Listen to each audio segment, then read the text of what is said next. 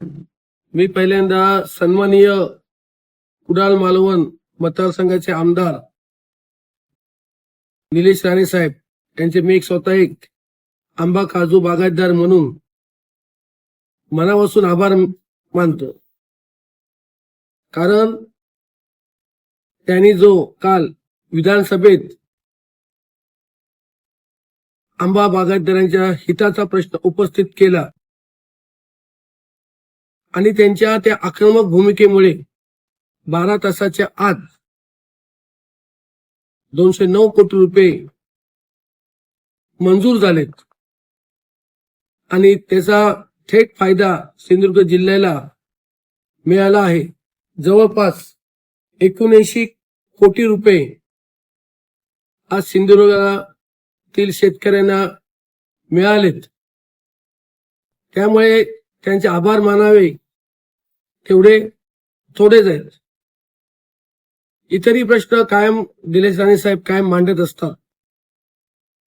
आज ते आंबा बागायतदार शेतकरी यांच्यात त्यांनी हृदयात त्यांनी स्थान मिळवलेलं आहे।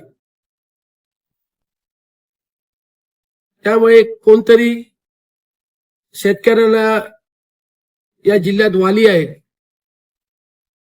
हे आता सिद्ध झालेलं आहे।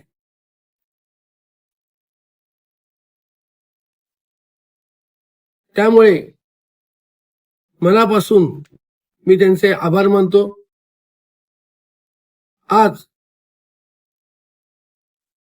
शिंदे शिवसेना आणि महायुतीच्या माध्यमातून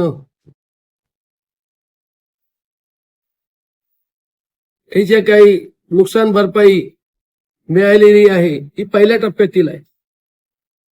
अजून सुद्धा दुसरा टप्पा येईल आणि त्याच आक्रमकतेने हे पैसे निश्चितपणे निलेश राणे साहेब आणतील यात कोणतेही दुमत नाही।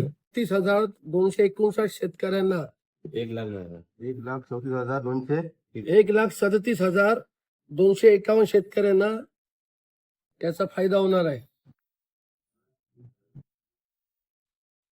जिल्ह्यातील 1,37,200 जिल्ह्यातील 1,34,251 शेतकऱ्यांना याचा लाभ होणार आहे।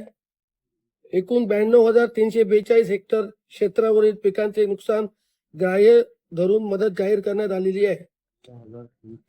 यामध्ये रत्नागिरी जिल्ह्यासाठी 98 कोटी 44 लाख तर सिंधुदुर्गासाठी 79 कोटी 5 लाख रुपये इतकीच निधी मंजूर करण्यात आलेला आहे।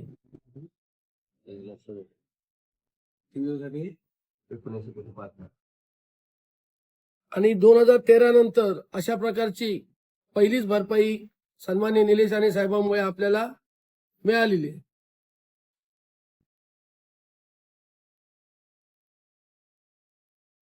त्यामुळे परत सांगतो, काल जर निलेश राणे साहेबांनी हा आवाज उठवला नसता तर एवढ्या लगेच निश्चितपणे काम झालं नसतं। त्याच्यामुळे निलेश राणे साहेबांचे मनापासून मी आभार करतो।